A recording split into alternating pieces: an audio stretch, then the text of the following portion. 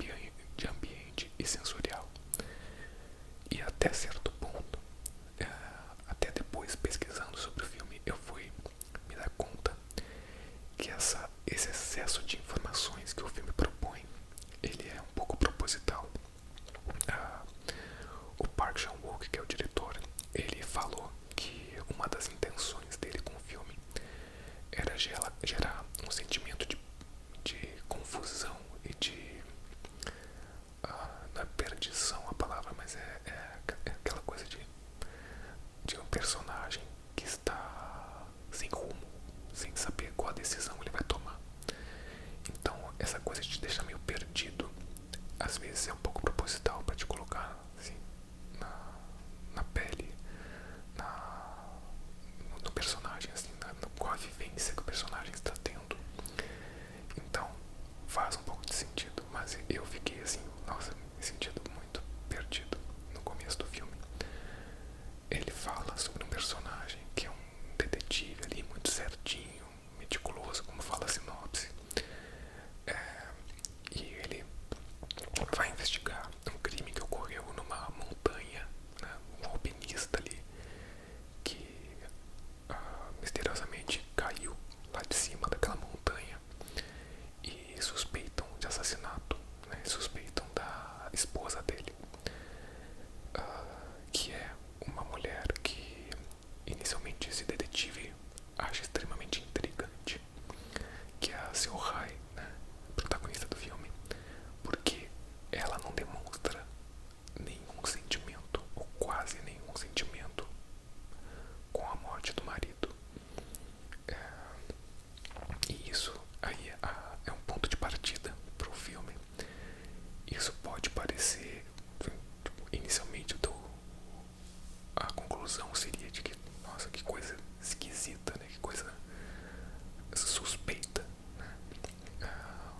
Perdeu um ente querido, né, extremamente próximo e não demonstra nada. A Seo-Hae, ela trabalha também como cuidadora de uma senhora e ela sequer para de trabalhar. No dia seguinte que o marido morre, ela vai trabalhar como se nada tivesse acontecido. Então ela não demonstra nenhum tipo de emoção.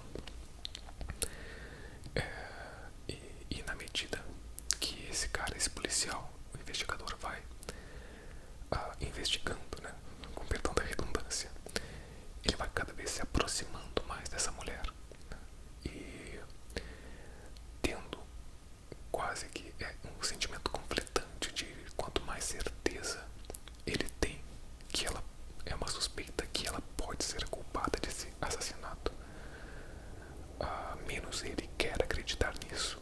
É como se ele estivesse num processo de mentir para si mesmo, porque ele tem alimentado um fascínio por essa mulher, porque ele fica observando, né?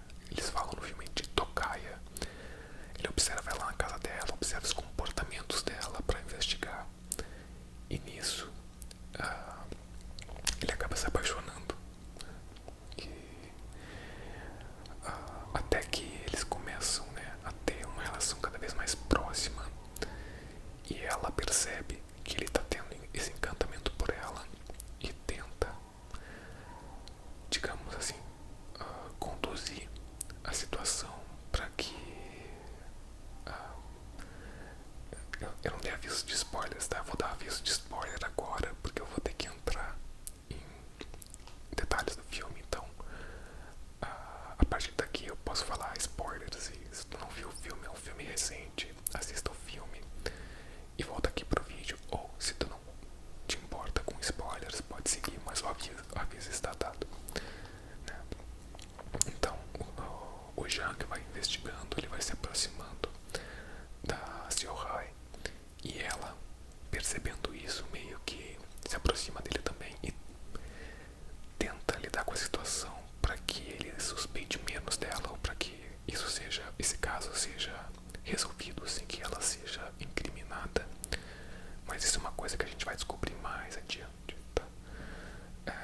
Então eles têm essa relação, mas o curioso daqui é que em nenhum momento, até a metade final do filme, da metade pro final do filme, em nenhum momento essa relação dos dois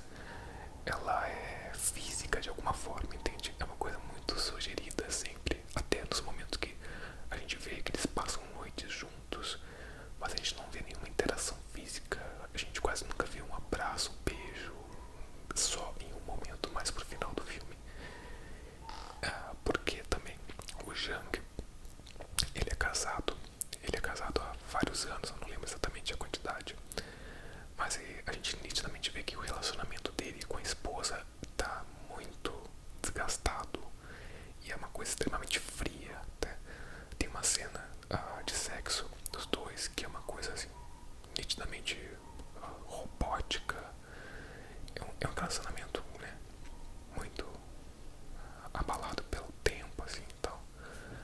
E isso faz com que o Jang também tenha essas dúvidas e se questione.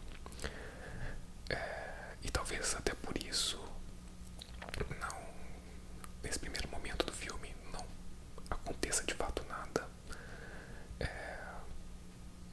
mais físico entre os dois, entre o Jang e a Seohai. Mas o filme estuda muito bem. O Shamuk Park faz muito bem essa química. Ele consegue, com os tempos narrativos, com a troca de olhares, com a entonação dos atores e a decupagem do filme, trazer pra gente um clima, né, de intimidade e quase erotismo velado, assim, não explícito, apenas na troca de olhares, palavras e esse certo encantamento. Esse encantamento é muito bem trabalhado pela direção e pelos atores, tá? Isso é uma coisa que ele faz muito bem aqui e também faz muito bem no A Criada. Claro, no A Criada é uma proposta diferente, é uma coisa mais erótica, né? Aqui é tudo muito sugerido e tudo muito aos poucos. Então tem essa questão do apaixonar-se. Mas por quê, né? Por que eles estão se apaixonando do próprio Jang? Parece um conflito, tá? Ele sabe no fundo que ela pode ser uma assassina e mesmo assim ele tem esse encantamento. Isso gera conflito nele. E ele percebe que o estado, né, pessoal dele muda completamente quando ele está perto dela. E um fato que explicita isso é o de que ele é um cara que tem insônia, né? Ele não consegue dormir quase nunca, até por isso nas madrugadas ele sai com o carro pra meio que espionar a Seohai, porque não consegue dormir. E no momento em que ele tem essa interação maior com ela, com a Seohai, que ele dorme com ela, que ele dorme na mesma cama ali, tem até uma cena que eu brinco, falei no podcast, que tem uma cena que ela faz ele dormir, ela meio que faz uma ASMR pra ele ali na cama, meio que sussurra, ou, tipo, fala baixinho e tal, e ele dorme. E isso já denota ali que ele tem um estado de espírito, um estado físico, mental muito diferente quando ele tá com ela. Ele se torna uma pessoa diferente, né? E os motivos para isso que são o estudo aqui do filme. Por quê, né? Por que esse encantamento? Por que naquele momento, né? Exatamente quando tu tá investigando a pessoa, né? É muito misterioso. E o filme também tem um clima meio onírico na sua direção. Às vezes a gente vê, sei lá, um flashback ou uma cena, um insert em que o próprio personagem, né, o Jang, ele está dentro de uma memória dele ou de uma visão dele. Ele está vendo, por exemplo, quando ele está investigando ou de tocar ali para ver a Seohai, ele vê a situação e ele ouve, né? E o que a gente vê é ele do lado dela, mas a gente, nitidamente isso não é realista. É como se ele estivesse presenciando aquela cena na cabeça dele, mas na tela o que a gente está vendo é ele presente na cena. É uma coisa, é um realismo fantástico ali, né? Então isso ajuda a criar um clima meio de sonho, meio onírico. Às vezes a gente não sabe muito bem o que está realmente acontecendo e o que é uma projeção ali do Jang. Então o filme foge do realismo às vezes para dar essa ambientação de mistério. O filme é um filme muito misterioso, assim. E isso foi uma coisa que me instigou. Eu falei no começo, né, que eu tive dificuldade de acompanhar a narrativa da investigativa do filme pelo excesso de elementos. E muitas vezes quando isso acontece eu logo canso do filme, paro de acompanhar e tal, ou só vou no piloto automático até o final. E nesse filme não, nesse filme eu tava sempre instigado, encantado e querendo saber o que é que ia sair daquela relação, qual é o segredo que seria revelado, e interessado pela química das personagens, né? Então isso eu acho que é um ponto muito forte do filme. Bom, inicialmente esse caso é dado como resolvido ali, né, no primeiro caso, e num segundo momento o Jang se muda muda de cidade com a sua esposa, e depois ele descobre que a Seo-Hae foi para a mesma cidade que ele. Porque se nesse primeiro momento do filme o Jang estava apaixonado por ela, pela Seo-Hae, ele meio que deixa de estar apaixonado, entre aspas, ali, tipo, esquece um pouco essa paixão. E no momento que ele esquece, a Seo-Hae que se apaixona por ele, né? Então nesse segundo momento, novamente nessa nova cidade, o novo marido da Seo-Hae, um cara com quem ela se relaciona ali, que eu acho que é tipo um agiota, acaba morrendo também. E é outro caso que tem que ser investigado, né? E nesse segundo momento, como eu falei, a Seo-Hae que se apaixona pelo Jang, e ela meio que quer que ele tenha ter a atenção dele, estar presente na vida dele. E é interessante notar que a Seo-Hae, ela tem traumas no passado, né? Isso ficam muito explícitos no filme, no começo, né? Ela deu um veneno, né, pra mãe dela, quando a mãe dela tava, acho que numa cama de hospital, e a própria mãe pediu que ela fizesse isso, né? Que ela matasse a mãe. E isso foi uma coisa que, obviamente, mexeu muito com a cabeça dela e tal. Então o filme tem, e o Jang, o detetive Jang, ele mostra pra ela, ela acaba descobrindo na casa dele um mural de fotos investigadas, né, de fotos das investigações, né, do Jang, né. E eles mantêm umas fotos até muito fortes, graficamente fortes. E ele diz pra ela: olha, eu só mantenho aqui no meu mural os casos que não foram solucionados, os casos não resolvidos.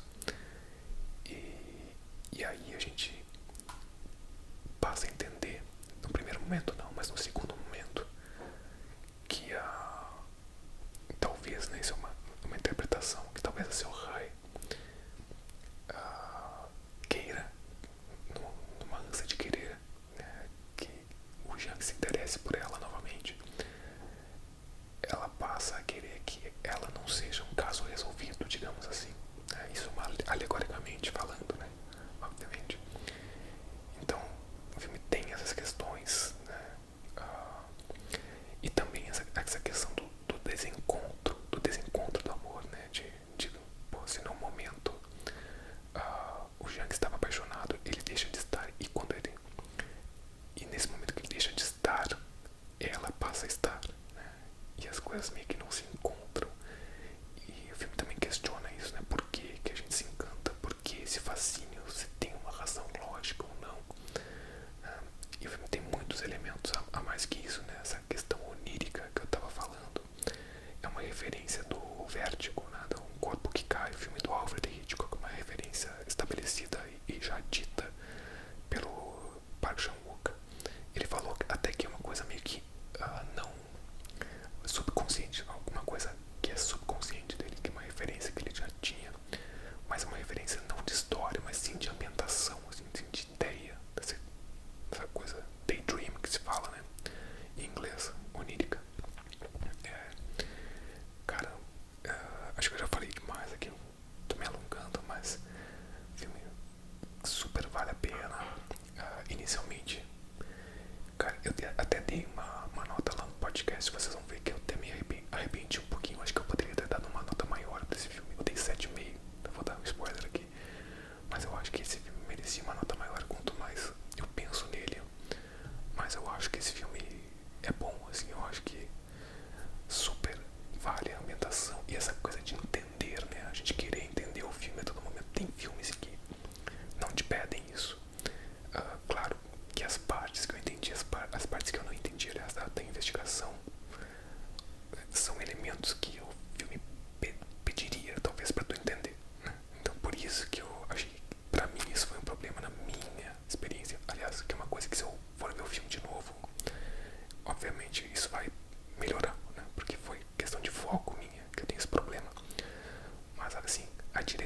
filme é muito legal, a decupagem, tem uns planos muito diferentes ali, tipo o ponto de vista do celular, meio que por dentro do celular, assim, a gente vê as teclas, como se a gente estivesse atrás das teclas do celular.